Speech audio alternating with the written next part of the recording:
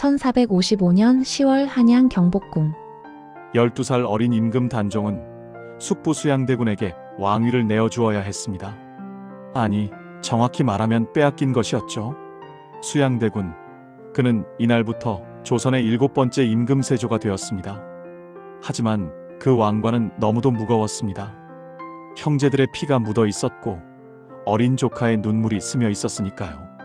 역사는 그를 찬탈자라 기록했지만 그 역시 한 명의 인간이었습니다.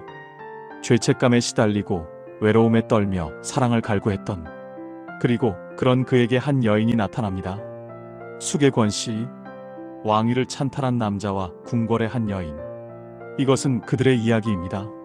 세조가 왕위에 오른 지 얼마 되지 않았을 때의 일입니다. 궁궐 안은 긴장감으로 가득했습니다. 단종을 그리워하는 신하들, 수양대군의 쿠데타를 못마땅해 하는 시선들. 세조는 왕이 되었지만 진정한 왕으로 인정받지 못하고 있었습니다. 정희왕 후 윤씨는 그의 아내였습니다. 하지만 왕비는 정치적 동반자일 뿐 세조의 내면의 고통을 이해해주는 사람은 아니었죠. 그녀는 강인했고 현명했지만 차갑기도 했습니다. 그때 권씨를 만났습니다. 그녀는 궁녀 출신으로 왕의 눈에 띄어 후궁이 된 여인이었습니다. 역사 기록에는 그녀의 출신이나 어떻게 세조를 만났는지 자세히 남아있지 않습니다. 하지만 분명한 것은 세조가 그녀에게 깊이 빠져들었다는 사실입니다.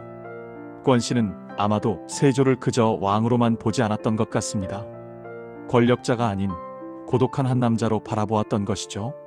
단종을 폐위시킨 죄책감으로 밤마다 악몽에 시달리던 세조. 측근들조차 함부로 위로할 수 없었던 그의 고통을 권씨는 말없이 곁에 있어 주었습니다. 그것만으로도 세조에게는 큰 위안이었습니다. 시간이 흐르면서 세조의 권씨에 대한 총애는 더욱 깊어졌습니다. 1450년대 후반, 권씨는 세조의 아들을 낳습니다. 바로 훗날 조선의 8번째 임금이 되는 예종입니다. 왕자를 낳았다는 것은 후궁에게 엄청난 의미였습니다. 단순한 총애를 받는 여인에서 왕실의 어머니로 격상되는 것이었으니까요. 권씨의 지위는 수기로 올라갔습니다. 하지만 여기서 한 가지 알아두셔야 할 점이 있습니다. 세조에게는 이미 정희왕 후와의 사이에서 낳은 원자, 즉 의경세자가 있었습니다. 정상적이라면 의경세자가 다음 왕이 되어야 했죠. 그런데 운명은 참으로 아이러니했습니다. 의경세자는 20살의 젊은 나이에 세상을 떠나고 맙니다. 그리고 결국 권씨의 아들이 왕위를 잇게 되는 것이죠. 역사가들 중에는 이것이 단순한 우연이었을까 의심하는 사람들도 있습니다. 하지만 확실한 증거는 없습니다. 정희왕 후는 이 모든 상황을 어떻게 바라보았을까요? 기록에 의하면 정희왕 후는 현명하고 정치적 감각이 뛰어난 여성이었습니다. 세조의 권력 장악에 큰 도움을 준 동반자였죠. 하지만 남편의 마음이 다른 여인에게 가 있다는 것을 모르지 않았을 겁니다. 왕비로서의 자존심, 여인으로서의 질투, 그리고 정치적 계산. 정희왕 후의 마음은 얼마나 복잡했을까요? 하지만 그녀는 감정을 드러내지 않았습니다. 왕실의 안정이 무엇보다 중요했으니까요.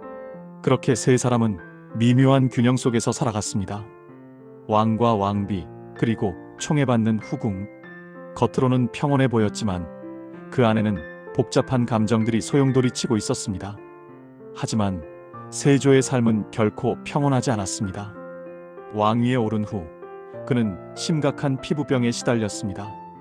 당시 사람들은 이를 문둥병이라 수군거렸죠. 실제로 문둥병이었는지는 확실하지 않습니다. 하지만 분명한 것은 세조가 극심한 피부 질환으로 고생했다는 사실입니다.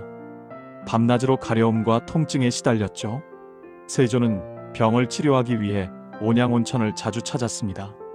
하지만 진정한 치료는 따뜻한 위로였는지도 모릅니다. 이때도 권씨는 그의 곁을 지켰습니다. 궁궐 밖까지 동행하며 세조를 간호했다고 전해집니다. 흉측해진 피부, 악취, 고통으로 인한 짜증. 다른 사람들은 피하고 싶어 했을 그 모습을 권씨는 묵묵히 받아들였습니다. 세조는 권씨와 함께 있을 때만큼은 마음의 평화를 찾았던 것 같습니다. 단종을 죽인 죄책감, 신하들의 비난, 육체의 고통, 모든 것으로부터 잠시나마 벗어날 수 있었던 순간. 하지만 그것이 진정한 해방이었을까요? 역사는 기록합니다. 세조가 죽기 직전 단종의 환영을 보았다고. 숙부, 나를 기억하십니까? 권력을 위해 치른 대가, 사랑으로도 채울 수 없었던 죄책감. 세조의 삶은 그렇게 모순으로 가득 차 있었습니다. 권씨는 이 모든 것을 알고 있었을까요? 자신이 사랑한 남자가 진 너무나 무거운 짐을. 그럼에도 그녀는 곁을 떠나지 않았습니다. 어쩌면 그것이 사랑이었을지도 모릅니다. 1468년 9월 세조는 52세의 나이로 세상을 떠났습니다. 재위 13년. 짧지 않은 시간이었지만 그에게는 매일이 고통의 연속이었을 겁니다. 세조가 죽은 후 권씨의 아들이 왕위에 올랐습니다. 바로 예종입니다. 하지만 예종의 재위 기간은 고작 1년 2개월. 너무나 짧은 시간이었죠. 권씨는 어떤 마음이었을까요? 사랑했던 남편을 잃고 아들마저 일찍 보내야 했던 그 심정은. 기록은 더 이상 그녀에 대해 많이 말해주지 않습니다. 조선시대 후궁들이 대부분 그랬듯이 그녀도 역사의 그림자 속으로 조용히 사라졌습니다. 세조와 숙의 권씨, 한 사람은 권력의 정점에 섰지만 내면의 고통에서 벗어나지 못했고, 한 사람은 그런 그를 사랑했지만 역사는 그녀의 이름조차 제대로 기억하지 못합니다.